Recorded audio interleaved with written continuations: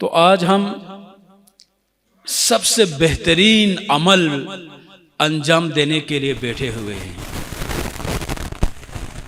ہمارا موضوع انشاءاللہ میں کوشش کروں گا مختلف موضوعات میں سے جو آپ کے لیے زمانے کی جو ضرورت ہے اس کے مطابق زیادہ سے زیادہ فرامین معصومین آپ کی خدمت میں پیش کروں۔ سب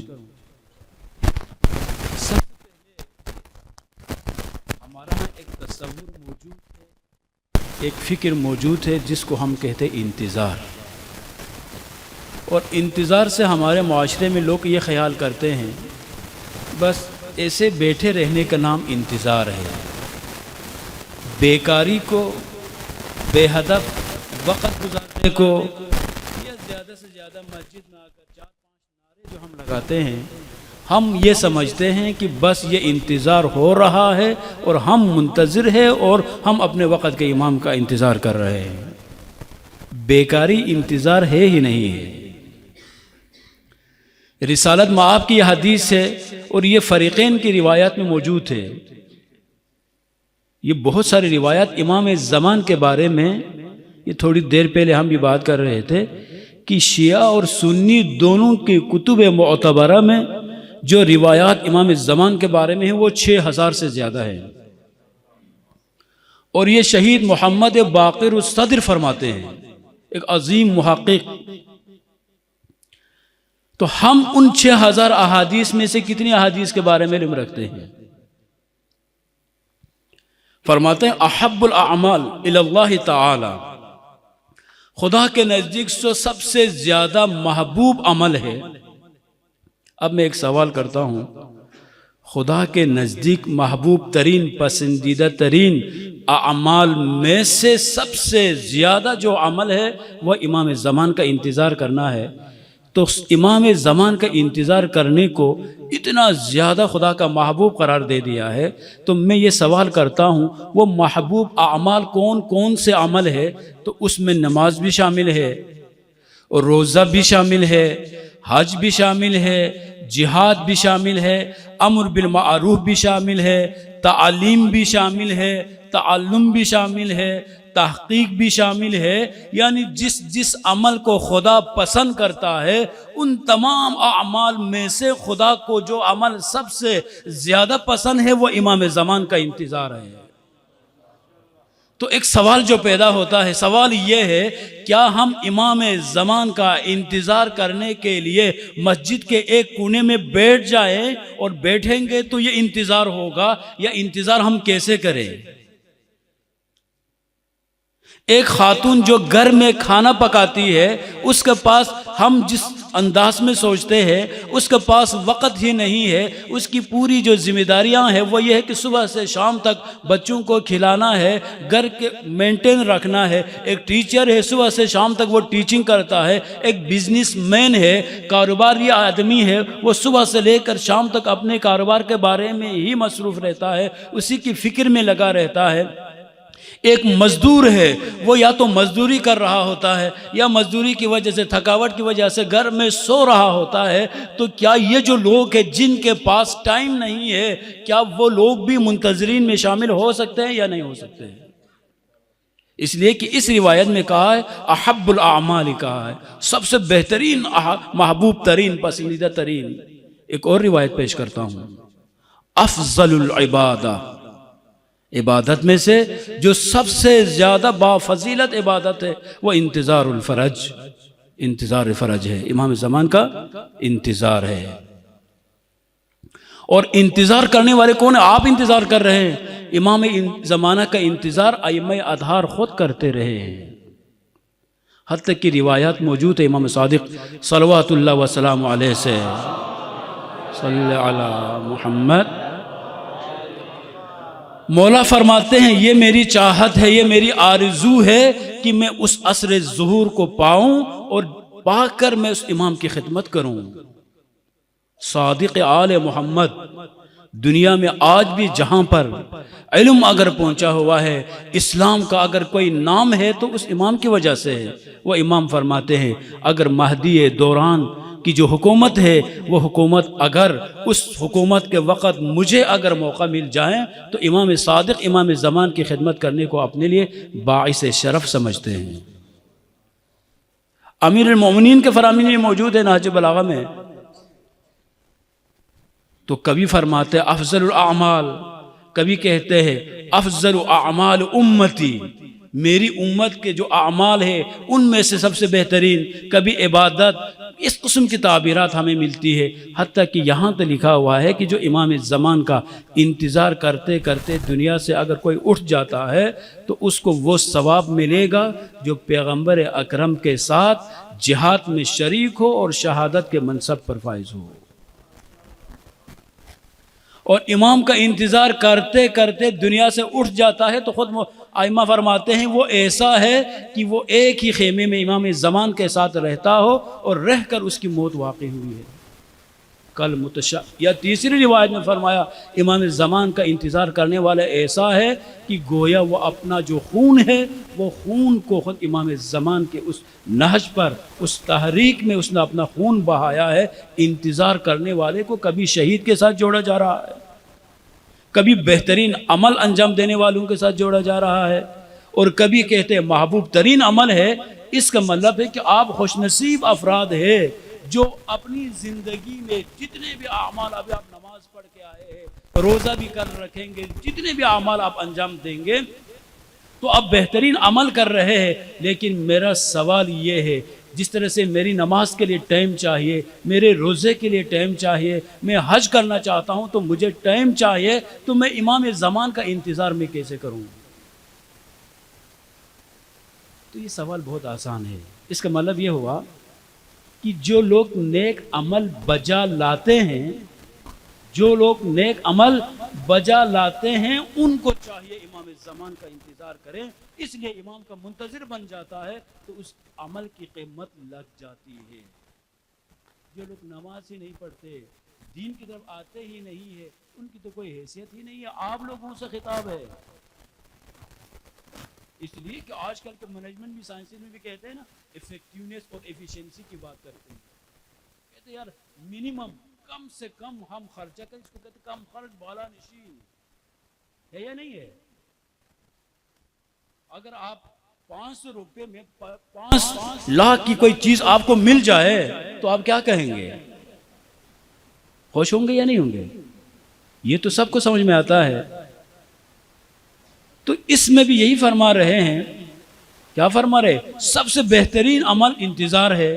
یہ ہم تو جعلی حدیث بھی نہیں ہے، اگر جعلی حدیث ہوتی تو بیان ہی نہ کرتا۔ یہ تو معتبر روایات ہے، سینکڑوں تعداد میں روایت موجود ہے۔ پھر ہم نماز پڑھیں یا انتظار کریں، روزہ رکھیں یا انتظار کریں؟ آپ لوگوں سے میں سوال کرتا ہوں، کیا کریں گے؟ کیا کریں گے؟ ویسا سارے تو ثواب کے لیے بیٹھے ہوئے ہیں۔ یہ حدیث ہے احب الاعمال الی اللہ ہے، خدا کو روزے سے بھی انتظار پسند ہے، حج سے بھی زیادہ خدا کو انتظار پسند ہے۔ جب سب پسند ہے تو انتظار ہی کریں گے نا، یا نماز پڑھیں گے؟ صلوات پڑھیں محمد اور محمد پر۔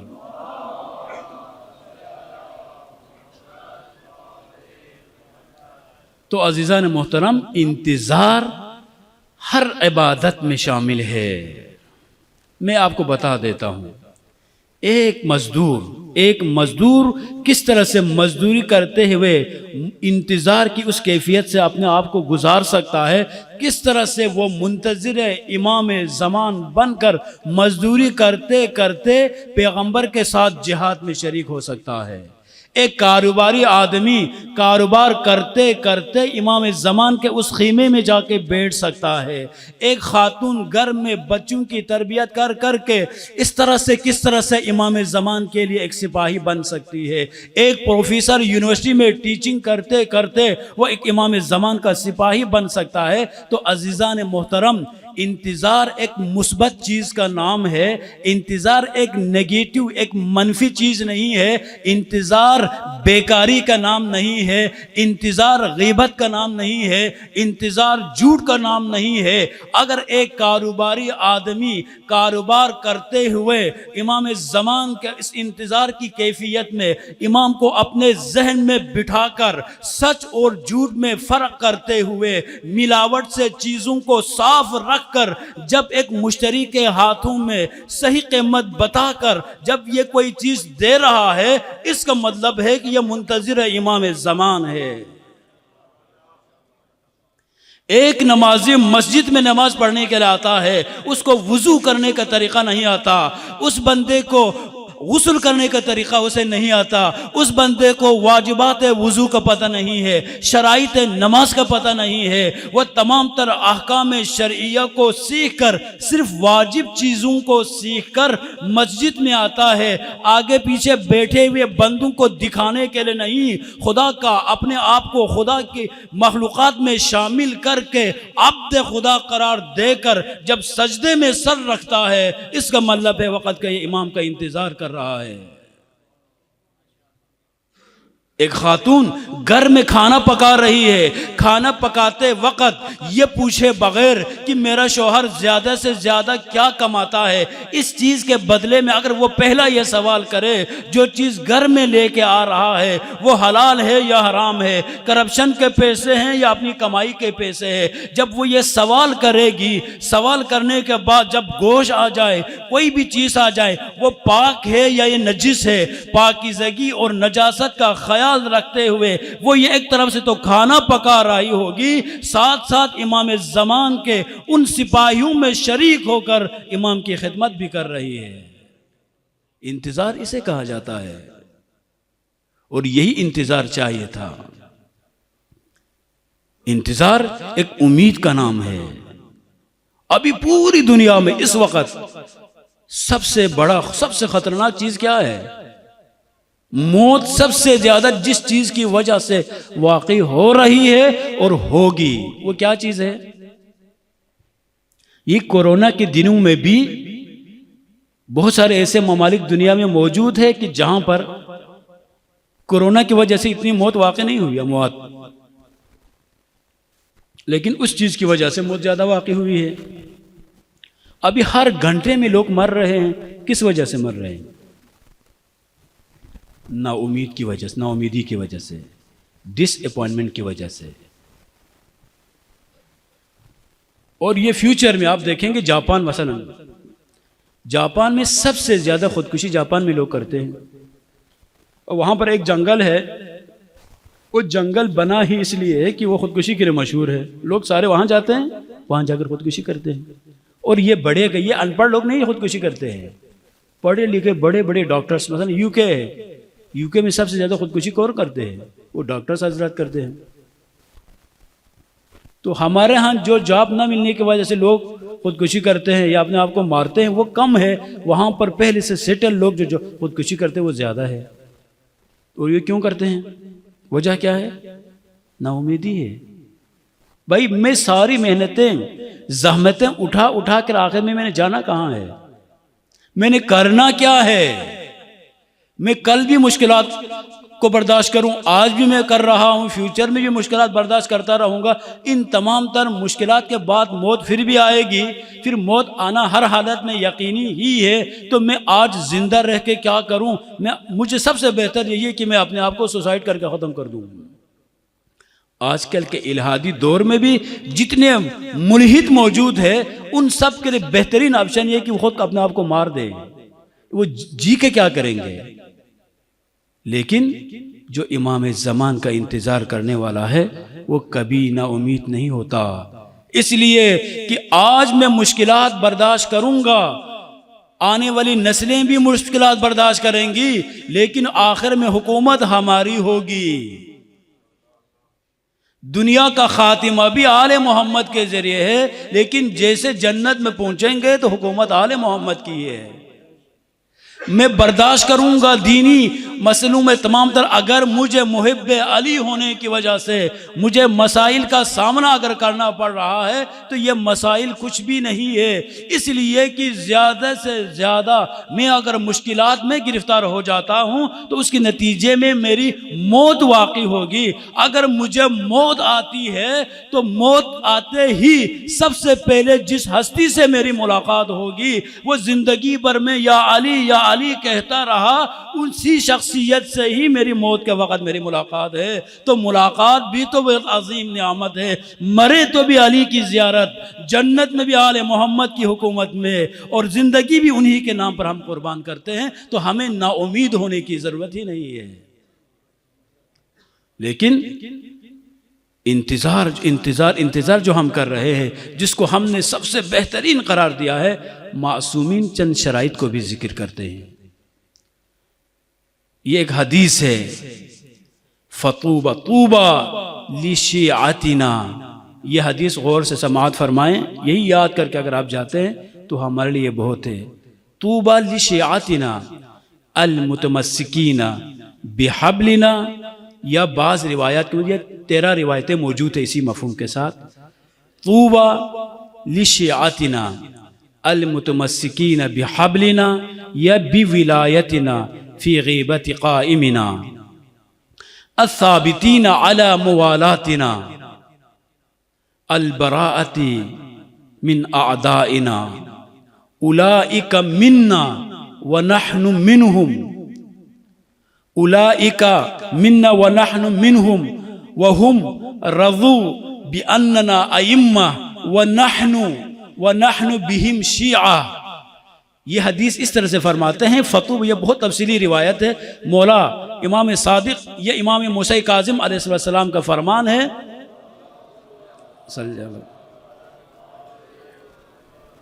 فطوبى لشیعتنا، 3 شرائط ہے۔ فطوبى لشیعتنا، خوشخبری ہو ہمارے شیعوں کے لیے۔ کون سے شیعہ؟ المتمسکین بحبلنا یا بحبنا، یہ 2 روایتیں موجود ہیں۔ جو ہماری محبت سے متمسک رہتے ہیں، یا ہماری جو رسی ہے، حبل اللہ، خدا کی رسی، اہل بیت کی جو رسی ہے، رسی کا مطلب ایک لفظ سے جو جوڑنے کی جو تعبیر ہے، اس مفہوم کو بیان کرنے کے لیے ہے۔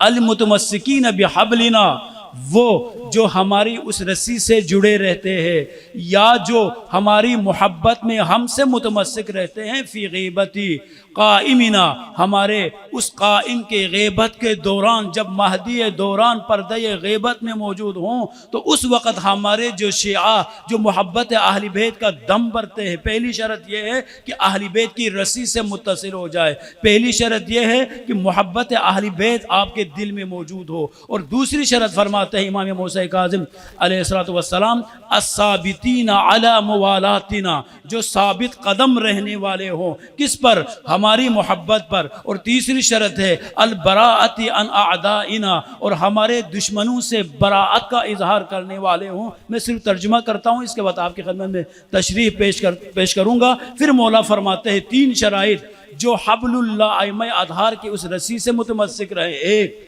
اور اس کے بعد موالات، محبت اہل بیت پر ثابت قدم رہے، 2، اور تیسری جو شرط ہے البراءۃ من اعدائنا، ہمارے دشمنوں سے براءت کا اظہار کرے، 3۔ جب یہ 3 شرائط کسی میں اگر موجود ہوں تو مولا فرماتے ہیں نحن بنا رازونا، کہ مولا فرماتے ہیں کہ وہ ہم میں سے ہے اور وہ ہم پر خوش ہے، وَنَحْنُ بِهِمْ رَازُونَ، اور ہم ان سے خوش ہے۔ اور مولا کیا فرماتے ہیں؟ ہم ان میں سے ہے، وہ ہم میں سے ہے، وہ ہمیں امام ماننے پر راضی ہے، ہم انہیں اپنے شیعہ قرار دینے پر راضی ہے۔ پھر فرماتے ہیں وَهُمْ مَعَنَا فی درجتنا یوم القیامہ، وہ قیامت کے دن جن میں یہ 3 شرائط موجود ہوں، وہ قیامت کے دن ہمارے ساتھ ہم درجہ ہوں گے، آل محمد کے ساتھ ہوں گے۔ ان میں سے پہلی شرط جو ابھی بیان ہوئی ہے، وہ شرط یہ ہے کہ آپ اور ہم کیا فرماتے ہیں؟ المتمسکین بحبلنا،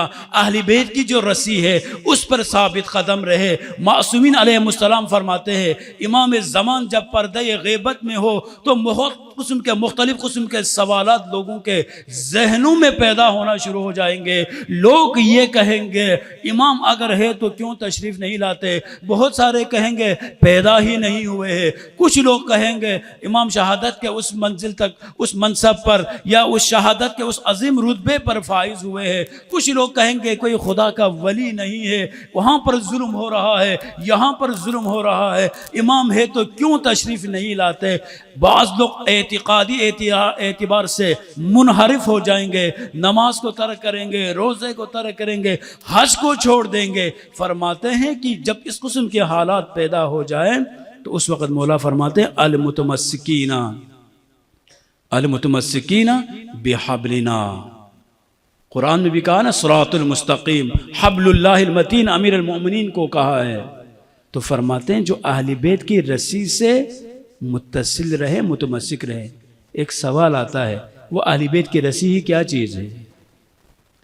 وہ اہل بیت کی رسی کیا ہے؟ کبھی آپ لوگوں میں سے کسی کو کوئی اہل بیت کی رسی ملی ہے؟ حبل کہتے ہیں رسی کو، اور وہ رسی کس کام کے لیے ہے؟ امیر المومنین کو بھی آپ سبھی سنتے ہیں، حبل اللہ المتین، انزع البتین، مولا الموحدین، یہ سارے القابات سنتے ہیں. وہ رسی کیا چیز ہے؟ وہ رسی حقیقت میں وہ اہل بیت کا جو راستہ ہے، وہ راستہ حقیقت میں اسی رسی کو ہی کہا جاتا ہے. اور اس رسی سے انسان ایک طرف خدا ہے اور ایک طرف کیا ہے؟ انسان مخلوقات، یہ اس دوسری طرف ہے. تو وہ اہل بیت ہے کہ جو بندگان الہی کو، اہل بیت کی جو رسی ہے، اہل بیت کا جو راستہ ہے، وہ راستہ عبد خدا کو، بندگان خدا کو خدا تک جوڑ دیتا ہے. یہ رسی وہی علی کی رسی ہے، وہی حسن کی رسی ہے. لیکن وہ رسی کب کس کے کام آ سکتی ہے؟ اس وقت انسان کے کام آ سکتی ہے جب آپ کو ایک مشکل پیش آ جائے، نماز کے حوالے سے، زکوٰۃ کے اعتبار سے، خمس کے حوالے سے، محرم اور نامحرم کے اعتبار سے. اگر آپ کے ذہن میں یہ سوال اگر پیدا ہوتا ہے، یہاں پر مجھے اپنی رائے پیش کرنے سے پہلے مجھے امیر المؤمنین کی رائے پوچھنا ضروری ہے. یہاں پر مجھے اپنی مرضی کے مطابق زندگی گزارنے سے میرے لیے ضروری ہے کہ میرے وقت کے جو مجتہد ہے، جو مقلد ہے، وہ مجھ سے کیا کہتے ہیں، اس مسئلے کے بارے میں مجھے کیا فرما رہے ہیں. اگر آپ اس مجتہد کی رائے کو جانتے ہیں، اگر آپ اس مسئلے میں امیر المؤمنین کی سیرت پر عمل کرتے ہیں، اس کا مطلب ہے کہ آپ اہل بیت کی اس رسی سے متمسک ہو گئے ہیں. اور دوسری جو ہے الثابتین فی موالاتنا، یہ بہت مشکل کام ہے. علی کی محبت کے دم بھرنے والے بہت ہوتے ہیں، خصوصاً جب حالات انسان کے حق میں ہو، کوئی مشکل ہی نہ ہو، گرمی نہ ہو، سردی نہ ہو، حکومت کی طرف سے کوئی پابندی نہ ہو، ہمسایوں کی طرف سے کوئی مشکل اگر نہ ہو، تو نعرہ حیدری لگاتے رہیں. لگانے والے ہزاروں کی تعداد میں آپ کو لوگ ملیں گے. لیکن یہاں فرماتے نہیں، جب حالات مشکل سے مشکل حالات پیش آ جائے، جب کوفے کی طرح کے حالات پیش آ جائیں، علی کے نام لینے والوں پر سختیاں اتنی بڑھ جائے کہ بچوں کا نام علی کے نام پر نہ رکھ سکتا ہو، بیٹیوں کو فاطمہ کے نام پر نام رکھنا ممکن اگر نہ ہو، اگر ہاتھ کھول کے نماز اگر کوئی پڑھتا ہے اس کی جان کے لیے خطرہ ہو، بچوں کو علی ولی اللہ سکھانے پر اگر پابندی ہو، اہل بیت کی فکر سکھانے پر اگر پابندی ہو، اس وقت علی کے نعرے لگانے والے نہیں ملیں گے. امام موسیٰ کاظم کیا فرماتے ہیں؟ جب حالات مختلف ہو جائے، دیکھو نا ہمارے معاشرے میں ہوتا کیا ہے، جب پیسے بیسا کچھ بھی نہ ہو تو علی علی علی علی ہے. لیکن جب پیسے مل جائے تو سوتے وقت بھی پیسہ، جاگتے وقت بھی پیسہ، مسجد میں بھی پیسہ، گھر میں جاتے وقت بھی پیسے کی بات. کوئی بھی جہاں پر بھی کوئی کام ہوتا ہے پہلے سوال کرتا ہے یہاں میرے کاروبار میں مجھے کتنا فائدہ ہوگا. فرماتے ہیں الثابتین علی موالاتنا، ہماری محبت پر کس حد تک مستحکم رہتے ہیں. بدلتی دنیا میں علی ولی کے نعرہ کو صبح سے شام تک لگاتے رہنا. امیر ہو پھر بھی علی امام ہو، غریب ہو علی پھر بھی امام ہو، مسجد میں بھی علی امام ہو، مدرسے میں بھی علی امام ہو، یونیورسٹی میں بھی علی امام ہو، بازار میں بھی علی امام ہو، انٹرنیشنل کسی بھی فورم پہ جاتے ہیں، پاکستان میں رہیں پھر بھی علی والا ہو، انڈیا میں جائیں پھر بھی علی کا نام لے لے، امریکہ میں جائیں ہر قسم کی برائی کرنے کے مواقع موجود ہے. اگر ان تمام تر حالات میں اگر علی علی اگر کوئی کہتا ہے تو مولا فرماتے ہیں یہ ہم ان سے راضی ہے اور یہ ہم سے راضی ہے. ایک واقعہ آپ کی خدمت میں عرض کرتا چلوں. آیت اللہ محسنی عظیم فقیہ اہل بیت ہے، انہوں نے اپنی کتاب میں ایک خوبصورت سا واقعہ لکھا ہوا ہے. یہ علی کی محبت اور یہ امام زمان کے جہاں پر امام زمان عجل اللہ تعالیٰ فرجہ الشریف کے ہم انتظار کر رہے، اسی انتظار کا دوسرا حصہ یہی ہے اہل بیت کی اس محبت پر باقی رہنا. یہ اہدنا الصراط المستقیم، جو لوگ کہتے ہیں نا اہدنا الصراط المستقیم، صراط مستقیم کون ہے؟ اور ہم یہ کیوں کہتے ہیں؟ لوگ سوال کرتے ہیں آج کل کے جوان، کیا ہم اس کا مطلب یہ ہے کہ ہمیں صراط مستقیم پر گامزن رکھ؟ لوگ سوال کرتے ہیں. سوال کیا کرتے ہیں کہ ابھی تک آپ کو وہ راستہ نہیں ملا، عمر کی زندگی کا 50 سال گزر گئے اور ابھی بھی یہی دعا مانگ رہے ہیں اہدنا الصراط المستقیم، ہمیں صراط مستقیم پر گامزن رکھ. ابھی تک اگر نہیں ملا ہے تو آپ کو نہیں ملے گا، اگر مل گیا ہے تو دوبارہ مانگتے کیوں ہو؟ اس کا کیا جواب ہے؟ ہر وقت نماز میں پڑھتے ہیں، فرماتے ہیں یہ صراط المستقیم پتھر کی طرح نہیں ہے، یہ بجلی کے کنیکشن کی طرح ہے. ہر وقت اگر آپ خدا سے متوسک رہیں گے، وہ کنیکشن اگر رہیں تو بجلی آئے گی. 10,000 کے ووٹ لگا کے بھی اگر آگے بجلی اگر ڈسکنیکٹ ہو جائیں تو روشنی ختم ہو جاتی ہے. صراط مستقیم بھی یہی ہے. الثابتین فی موالاتنا میں امام موسیٰ کاظم جو فرماتے ہیں ہماری محبت، ہماری موالات، ہماری مودت پر قائم رہنے کا مطلب یہ ہے کہ آج کے دن قائم رکھنا، قائم رہنا کافی نہیں ہے، کل بھی قائم رہے. آیت اللہ بروجردی رحمت اللہ علیہ فرماتے تھے، گھر سے نکلتے تھے اپنے بچوں سے یہ فرماتے تھے میرے لیے دعا کریں کہ میں جس حالت میں مسجد جا رہا ہوں، مسجد اعظم قم میں درس دینے کے لیے میں جا رہا ہوں، جس حالت میں جا رہا ہوں واپسی تک میری حالت وہی باقی رہے. یہ زمانہ ایسا آنے والا ہے، آج گھر سے نکلیں گے مومن بن کر نکلیں گے، جب 2 گھنٹے کے بعد مارکیٹ سے واپس جائیں گے فاسق بن کے جائیں گے.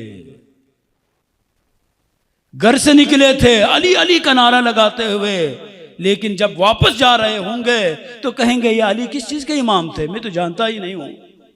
جب کھانا مل جائے نا، پیسے اگر مل جائے، خوف اگر لاحق ہو جائے تو بھولنے والے بہت ہوتے ہیں. تو مولا فرماتے الثابتین فی موالاتنا، کس طرح؟ حجر ابن عدی کی طرح. امام زمان کو بھی ایسا چاہیے. تو کون تھے حجر ابن عدی؟ کون تھے؟ امیر المؤمنین کے صحابی ہے، ان کا جوان بیٹا ساتھ ہے. امیر شام کے دربار میں پہنچتا ہے اور اس نے کہا پہلے تمہیں قتل کروں یا تمہارے بیٹے کو؟ حجر ابن عدی نے کہا نہیں، پہلے میرے بیٹے کو قتل کریں، اس کو شہید کریں، اس کے بعد مجھے. بزرگ ہے، سفید ریش ہے. کیوں کہا؟ یہ کیوں کہا؟ امام حسین کے ساتھ میدان کربلا میں نہیں ہے، لیکن جذبہ وہی حسینی جذبہ ہے.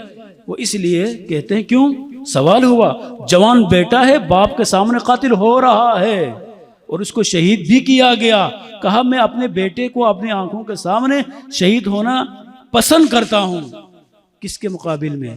کہیں ایسا نہ ہو بوڑھے باپ کو بے دردی سے قتل کیا جائے اور بیٹا اس خوفناک منظر کو دیکھ کر علی سے براعت کا اظہار کرے. مجھے بیٹے کو اپنی آنکھوں کے سامنے قتل ہوتے ہوئے دیکھنا گوارا ہے، لیکن علی سے براعت کرنا میرے لیے ممکن نہیں ہے. الثابتین علی موالاتنا. ہاں علی، آپ سے اگر ہم سے کہا جائے نا، یہ اتنا کوئی آسان کام تو نہیں ہے. پیغمبر کے ساتھ میدان جہاد میں شریک ہوں اور شہادت کے منصب پر پہنچ جائیں، انتظار کرتے کرتے موت واقع ہوتی ہے، تو اس شہید جو پیغمبر کے ہمراہی میں جہاد کرتے ہوئے شہادت کے اس منصب کو یہ پانا یہ کوئی آسان کام تو نہیں ہے۔ آیت اللہ محسنی فرما رہے ہیں، بہت ہی خوبصورت واقعہ ہے، ایک عظیم مجتہد کی بات ہے، اس لیے میں نقل کر رہا ہوں۔ آپ صلوات پڑھیں محمد اور آل محمد۔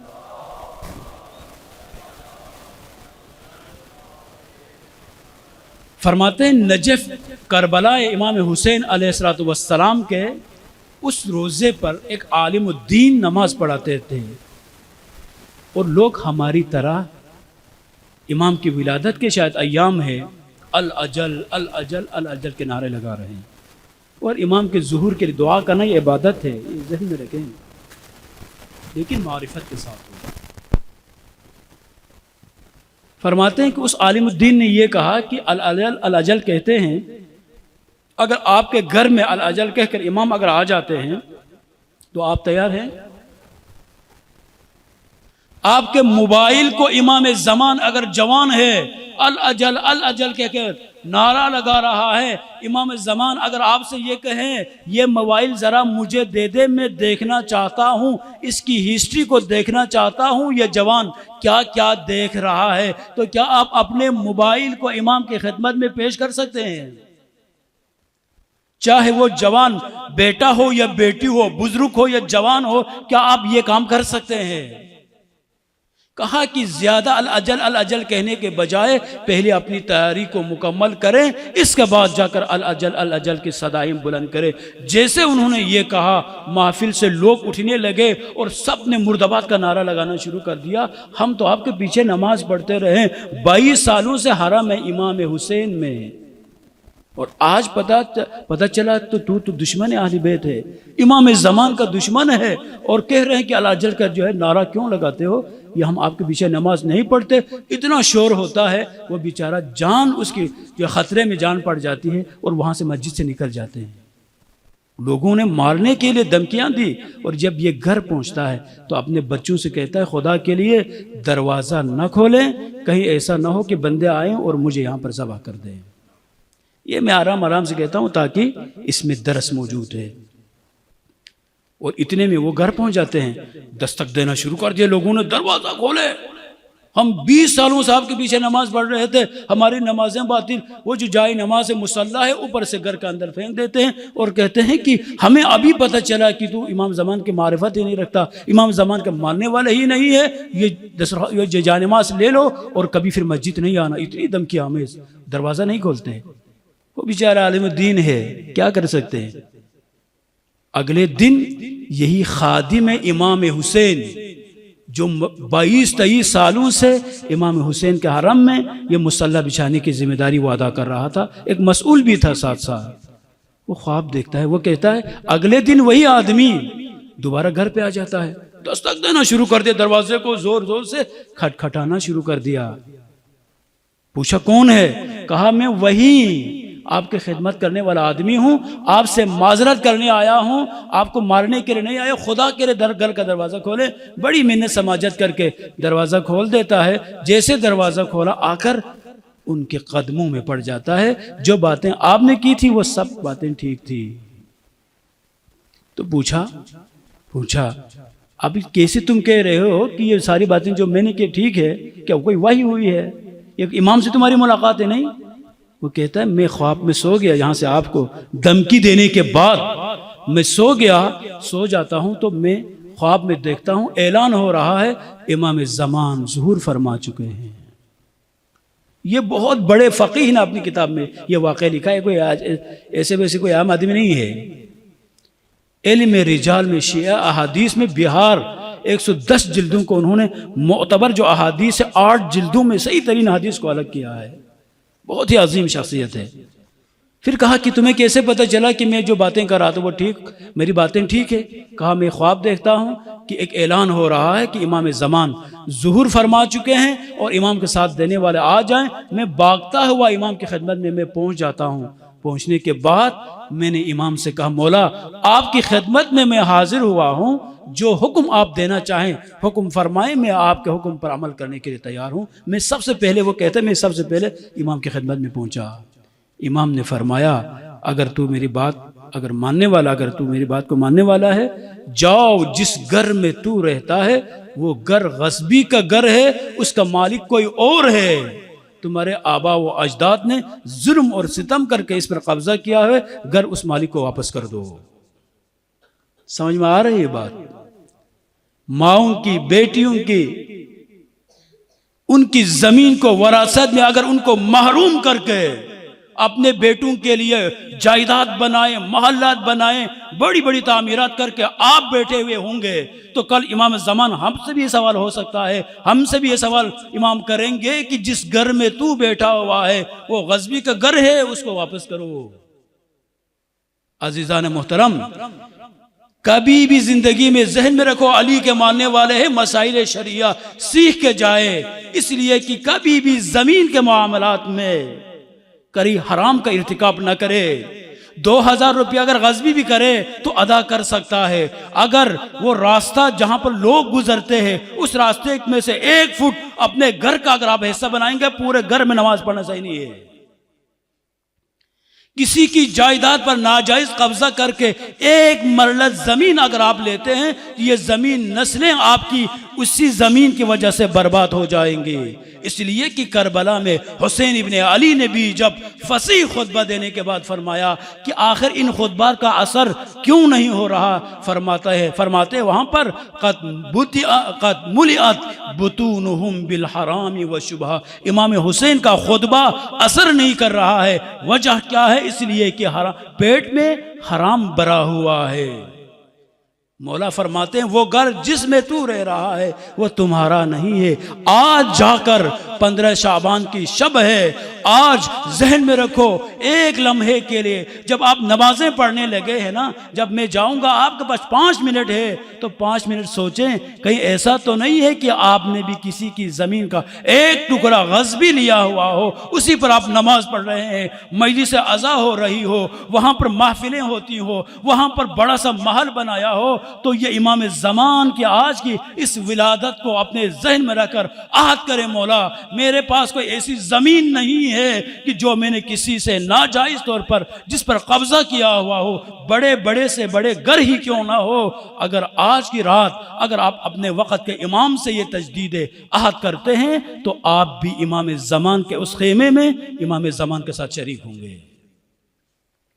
فرمایا وہ گھر واپس کر دو، یہ واپس آتا ہے، یہ خادم امام حسین ہے، واپس آتا ہے۔ کہنے کے بعد کہا مولا وہ گھر جس کا تھا میں نے واپس کر دیا۔ مولا نے کہا اچھا، تو پھر دوبارہ یہ سوال کرتے مولا کوئی اور حکم ہے؟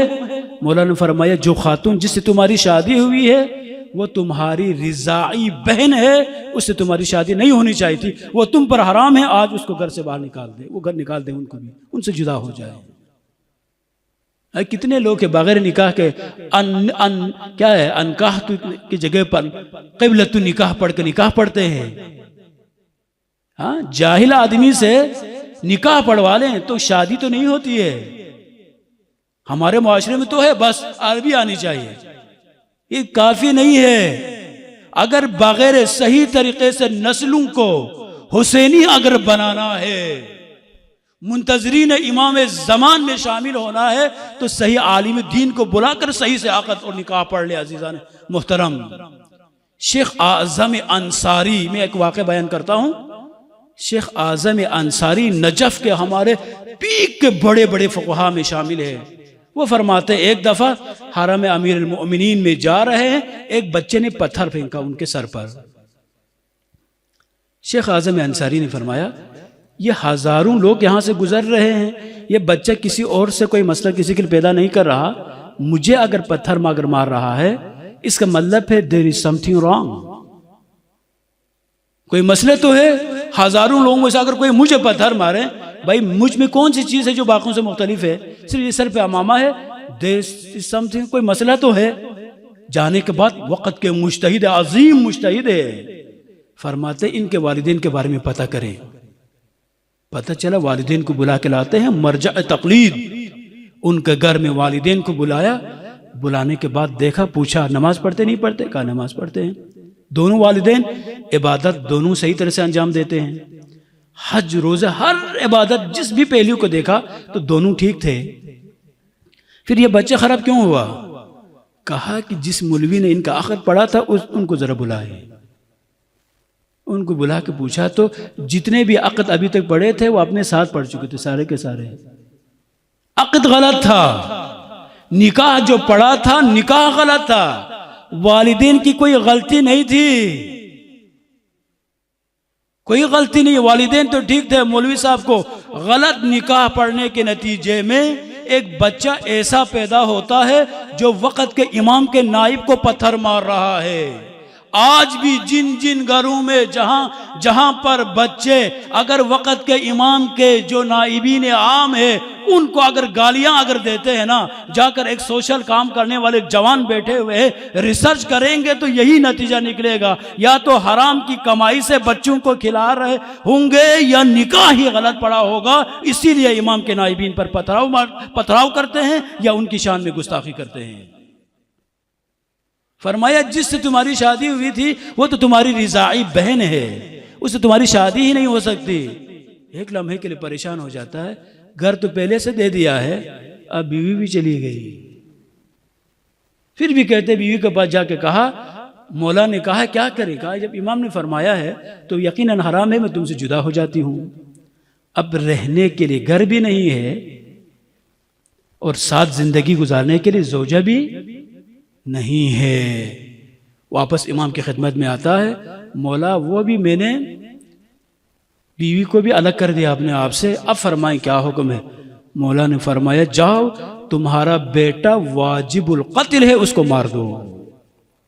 جیسے مولا نے فرمایا بیٹا تمہارا واجب القتل ہے مار دو، فوراً یہ بلند ہوتا کہتا ہے آپ تو امام زمان تو ہے ہی نہیں ہے، تو سید بھی نہیں ہے، تو آپ سے تو پہ آ گیا، تو سید بھی نہیں ہے، مسلمان بھی نہیں ہے، نعوذ باللہ. وقت کا امام ظہور فرما چکے ہیں، کہتے تمہارا بیٹا ایسا بیٹا ہے، وہ ایسے گناہوں کا یہ مرتکب ہو چکا ہے، بہت سارے ایسے گناہ اس نے انجام دیا ہے، زنا یا محسنہ خدا نخواستہ اگر کوئی کرتا ہے تو اسلام میں اس پر حد جاری ہوتی ہے، اس کو قتل کیا جاتا ہے. مولا نے فرمائے وقت کے امام کہہ رہا ہے تمہارا بیٹا واجب القتل ہے، اس کو قتل کرو. نہ بیٹے کو قتل کرنے کے لیے تیار نہیں ہوتا. مولا سے کہہ رہے مولا تو سید بھی نہیں ہے، تو سید بھی نہیں ہے. جیسے یہ کہا کہتے فوراً نیند سے بیدار ہوا. کہا اس عالم کے پاس آ کے کہا آپ نے صحیح کہا ہے، ہم تیار نہیں ہیں. اگر آپ میں سے ہم جتنے بڑے بڑے یہاں پر بیٹھے ہوئے ہیں، اگر ہم سے امام زمان یہی کہے اے میرے ماننے والوں تمہاری یہ نماز صحیح نہیں ہے، نماز کو اس طرح سے پڑھے، تو بہت سارے لوگ کہیں گے یہ کہاں سے آ گیا نماز پڑھانے والے، ہمیں سکھانے والے، ہمیں تو اس نے سکھایا، ہمیں تو اس نے سکھایا. کتنے ایسے ہیں جو یہ کہے، اگر آپ اور ہم سے کہے جو کاروبار آپ کر رہے ہیں وہ کاروبار حرام کا کاروبار ہے، سودی معاملہ آپ کر رہے ہیں، حرام کی کمائی آپ کر رہے ہیں، یہ کمائی جائز نہیں ہے، ختم کرو. تو کتنے لوگ ہیں جو امام کی اس بات پر راضی ہونے والے ہیں؟ ہو سکتا امام یہ کہیں کہ میرے ماننے والا ہونے کا تو دعویٰ کر رہا ہے، جاؤ جا کر دیکھو تمہاری بیوی کے سر پر چادر ہے یا نہیں ہے، بیٹی کہاں کہاں پر کن کن کے ساتھ میسیجز، آج کل تو نیٹ کس کا ہاتھ میں موجود ہے، ذرا اس کو ذرا سمجھائیں. بیٹے سے کہو بیٹا نارمل زندگی گزارے، معاشرے میں جو ویلیوز موجود ہے، جو اقدار موجود ہے ان کو وائلیٹ نہ کرو، ان کی تباہی نہ کرو، علی کے ماننے والے بن کر رہیں گے. اگر یہ کہیں، اگر یہ کام نہیں کرتا تو اپنی اولاد سے دور رہنے کے لیے اگر امام کہیں تو کتنے لوگ ہم میں سے تیار ہیں. الثابتین علی موالاتنا، ہماری موالات محبت پر قائم رہنے والے کتنے ہیں.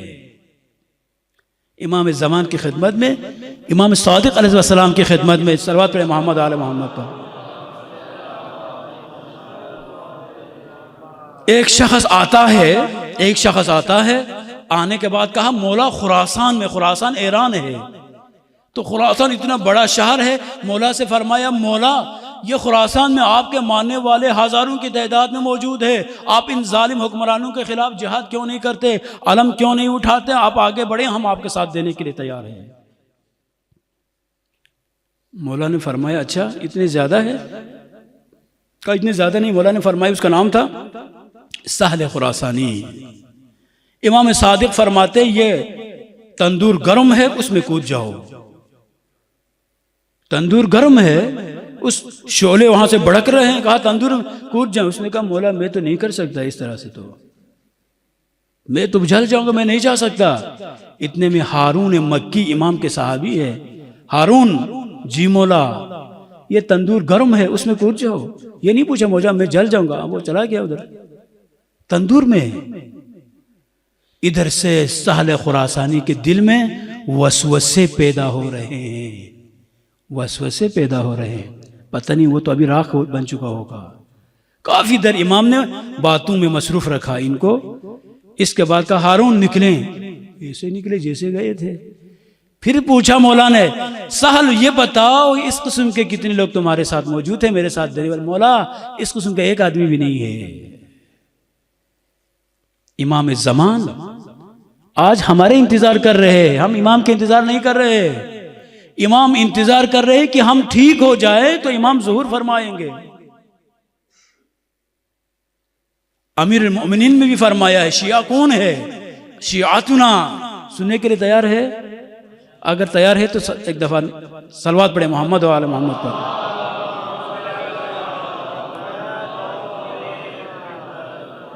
شیعاتنا جو کام آپ انجام دے رہے ہیں اسی کو میں بیان کر رہا ہوں۔ شیعاتنا امیر المؤمنین صلوات اللہ وسلام علیہ، شیعاتنا المتحابون فی ولایتنا۔ ہاں آج ایک اور حدیث بیان کروں گا، خوش ہو جائیں گے۔ ہمارے شیعہ کون ہے؟ ہمارے شیعہ وہ ہے ہماری وجہ سے ایک دوسرے سے محبت کرتے ہیں۔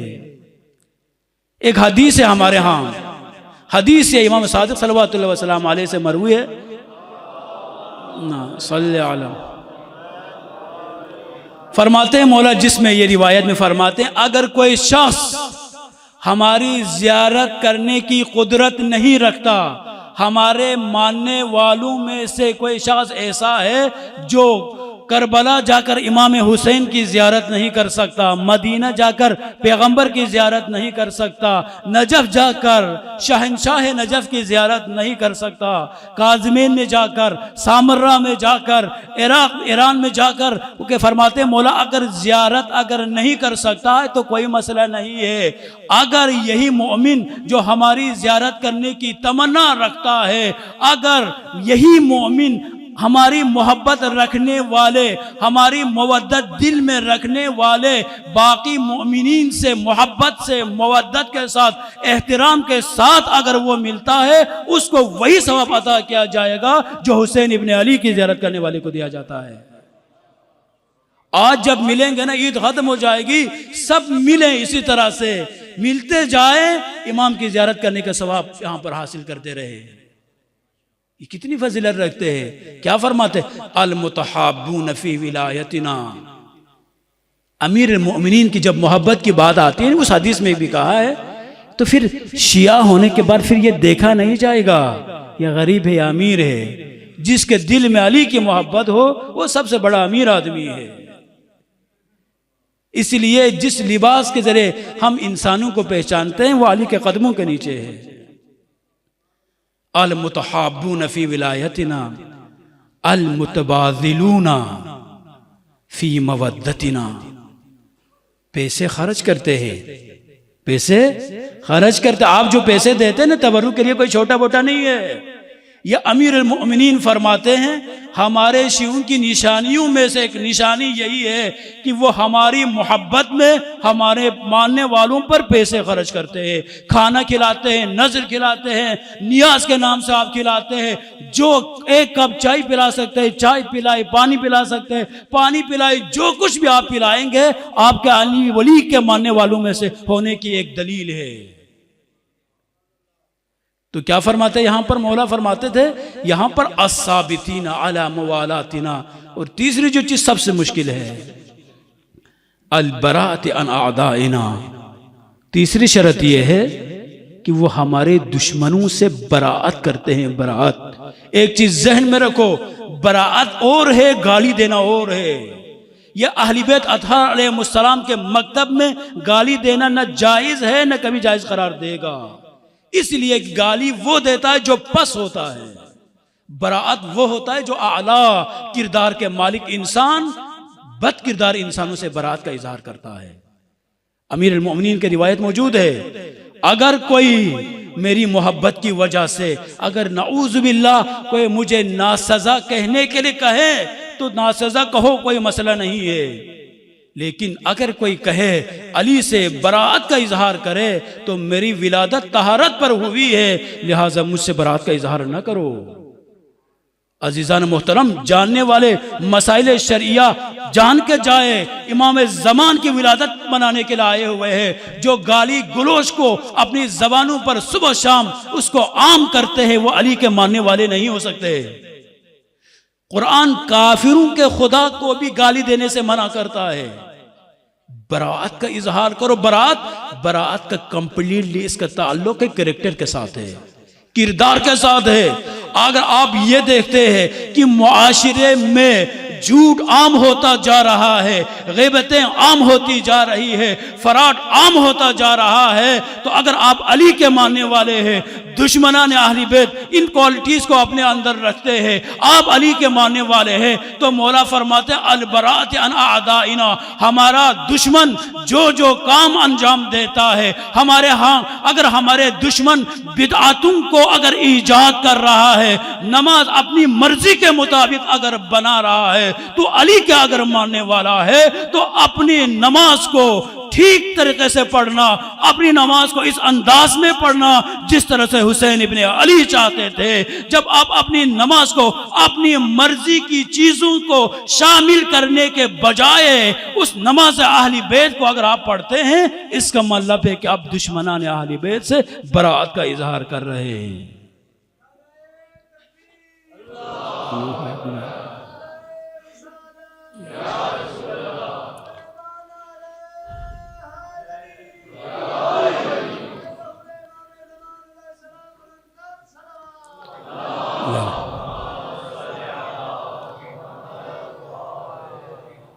تو فرمایا کہ اگر ہمارے دشمنوں سے براعت کا اظہار کرے، ہر وہ کام جو شریعت نے جن کی اجازت نہیں دی ہے، اگر ہمارا دشمن اگر ان کاموں میں مصروف ہے تو علی کے ماننے والے امام زمان کے منتظرین کو چاہیے ان کاموں سے اپنے آپ کو دور رکھیں.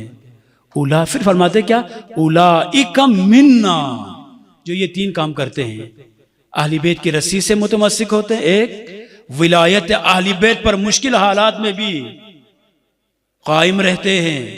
اور کیا ہے اس میں ایک جملہ امیر مومنین اس حدیث فرماتے ہیں، اس کی لیمٹ مولا خود بیان فرماتے ہیں، وَإِذَا رَضُوا لَمْ يُسْرِفُوا. اچھا اس کی لیمٹ کیا ہے؟ فرماتے جب یہ راضی ہو جاتے ہیں، خوش ہو جاتے ہیں، اسراف نہیں کرتے. کیا مطلب ہے؟ ہمارے معاشرے میں عام دنوں میں تو بہت سارے ایسے افراد آپ کو ملیں گے جن کے گھروں میں پردے ہوتے ہیں، خواتین پردے میں رہتی ہے، حرام حلال کی تمیز ہوتی ہے. مولا فرماتے نہیں، یہ ایسا نہیں ہے. شادی کے موقعوں پر جا کے دیکھو، آج یہ خوش ہے تو یہ اپنی خوشی میں ہمیں کس حد تک خوش رکھتے ہیں. جب خوشی ہو جاتی ہے تو کل تک تو سب نامحرم تھے، آج شادی ہو رہی ہے تو سب کے سب محرم ہے. نہ سر پہ چادر ہے، نہ ہاتھ کو صحیح سے پردے میں رکھا ہوا ہے، ہاتھ بھی ننگے، ہاتھ سر بھی ننگے. مولا امیر المومنین فرماتے ہیں وَإِذَا رَضُوا لَمْ يُسْرِفُوا. جب یہ راضی ہو جاتے ہیں، خوش ہوتے ہیں، تو خوشی میں اگر اہل بیت کی اطاعت اگر کرتے ہیں تو یہ علی کے ماننے والے ہیں اور علی کی ان کی صفت ہے. وَإِذَا غَضِبُوا. لیکن جب یہ لوگ ناراض ہو جاتے ہیں، لم یظلموا، جب ناراض ہوتے ہیں تو دوسروں پر ظلم نہیں کرتے. پھر امام موسیٰ کاظم نے کیا فرمایا؟ مولا فرماتے ہیں اللہ اولئک منا، یہ ہم میں سے ہے. کون؟ جس میں یہ تین کوالٹیز موجود ہے، وہ ہم میں سے ہے. وَنَحْنُ مِنْهُمْ. عجیب نہیں ہے؟ حسین فرماتے پیغمبر حسین منی وَأَنَا مِنْ حسین، مجھ سے میں حسین سے ہوں. امام موسیٰ کاظم فرماتے ہیں جن میں یہ تین کوالٹیز موجود ہے وہ ہم میں سے ہے، ہم ان میں سے ہے، وہ ہم سے ہم ان سے ہے۔ پھر آگے فرماتے ہیں وہ ہمیں امام قرار دینے پر راضی ہے، ہم ان کو اپنے ماننے والے قرار دینے پر راضی ہے۔ اگر آپ ان شرائط پر جو اتریں گے تو ایک دن ایسا بھی آئے گا۔ بس یہ 2-3 جملے انشاءاللہ، وقت تمام ہو چکا ہے۔ تو ہم جو نعرہ حیدری جو لگاتے ہیں نا، یہ کوئی چھوٹا موٹا نعرہ نہیں ہے، یہ بھی ذہن میں لے لو۔ ابھی وقت نہیں ہے میں علامات ظہور ان کے بارے میں بات کروں، لیکن ایک جو ہمارے پاس روایات موجود ہے، 2 قسم کی روایت موجود ہے۔ جب امام الزمان ظہور فرمائیں گے تو آج ان تمام جوانوں کے لیے نعرے لگانے کا دن ہے۔ جب ظہور فرمائیں گے تو سیحہ لفظ لکھا ہوا ہے، سیحہ، یہ علامات حتمی جو علامات ان علامات میں سے ایک ہے۔ ایک صدا آسمان پہ گنجے گی، ایک صدا آسمان پر بلند ہوگی، اور وہ ندا دینے والے کون ہے؟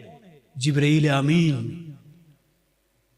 اچھا ایک سوال میں آپ لوگوں سے کرتا ہوں، وہ صدا بلند کرنے والے بعض روایت کے مطابق جبرائیل امین ہے، اور وہ جبرائیل امین ایک آواز، ایک صدا، ایک نعرہ بلند کریں گے۔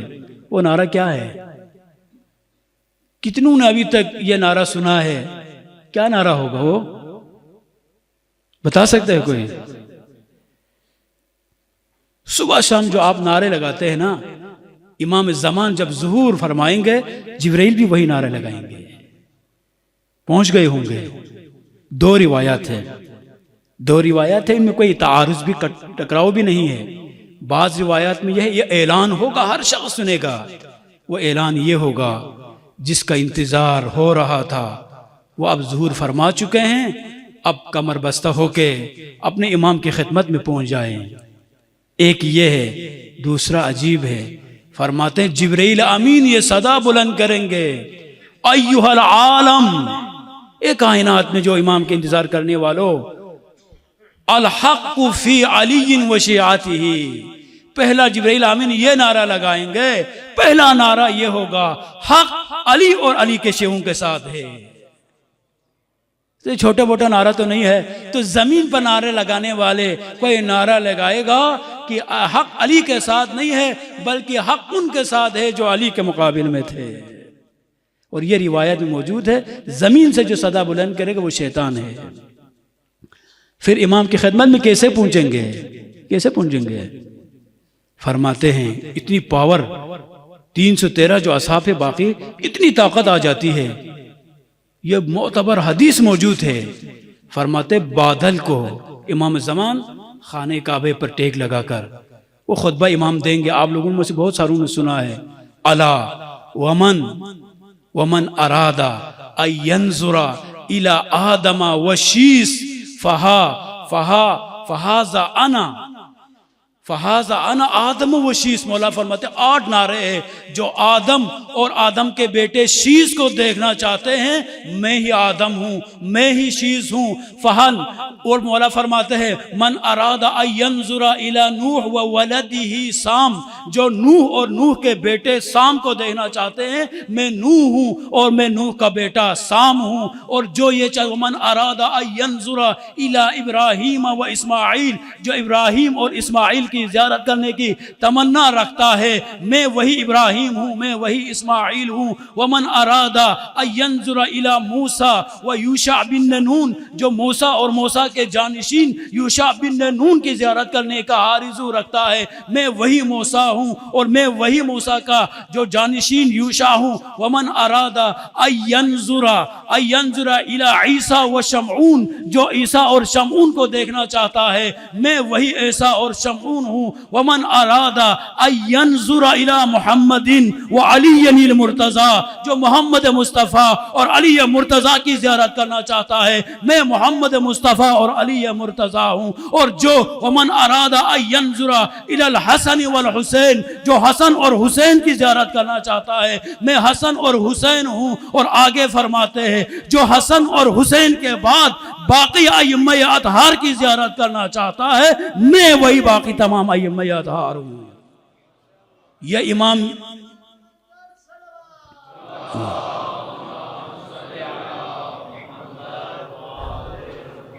پھر وہی خطبہ جس طرح سے امیر المؤمنین نے ارشاد فرمایا تھا کہ جو اگر توریت کے ماننے والے تورات کو لے کے آ جائے، انجیل کے ماننے والے انجیل کو لے کے آ جائے، صحف آدم کو ماننے والے وہ لے کے آ جائے، صحف ابراہیم کا کوئی پڑھنے والا سمجھنے والا ہو وہ لے کے آ جائے، میں تورات کو اس طرح سے پڑھوں گا جس طرح سے خدا نے تورات کو نازل کیا، انجیل کی اس طرح سے تلاوت کروں گا جس طرح سے خدا نے انجیل کو نازل کیا، صحف ابراہیم کی اس طرح سے میں تلاوت کروں گا جس طرح سے خدا نے اتارا، اور جو قرآن کے پڑھنے والا اگر موجود ہو تو مولا فرماتے ہیں میں قرآن کو اس طرح سے تلاوت کروں گا جس طرح سے قرآن نازل ہوا تھا۔ یہ نعرہ یا تو علی مرتضیٰ نے لگایا تھا یا امام زمان ہی لگائیں گے، اور جب یہ صدائیں بلند ہوں گی اس وقت امام زمان کے ماننے والوں میں اتنی طاقت آ جائے گی، روایات میں موجود ہے وہ سارے میں آپ کی خدمت میں بیان نہیں کر سکتا، بادل پر بیٹھ کر محضر مبارک امام زمان میں خانے کعبے پہ پہنچ جائیں گے۔